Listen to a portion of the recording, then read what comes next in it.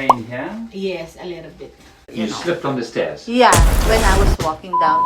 Hello everyone! Ayan nga today, may ibabalita nga ako sa inyo. Napasugod nga kami ng clinic dahil nga nadulas ako sa hagdan namin. Kaya nga natakot din ako. Napa-absent nga tuloy yung asawa ko dahil nga sinamahan niya ako dito sa How may I clinic. help you today? The reason I came because I slipped on the stairs. And Two steps. where are you? Where's the pain? I landed on my butt, You slipped on the stairs? Yeah, Okay. when I was walking down. So ayun na nga guys, talagang sobrang kinabahan nga din ako dahil nga akala ko duduguin ako. Kaya nga hindi na rin ako nagdalawang isip at nagpa-check talaga ako sa clinic.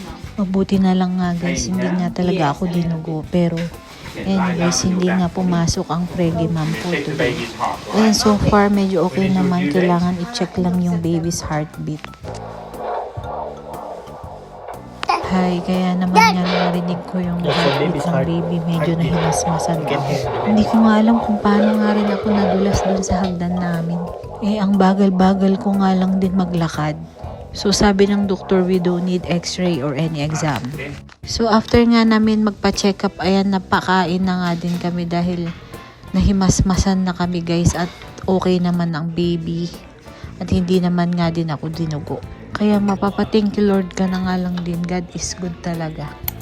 So yun lang ang ating vlog for today. Thank you for watching. Bye!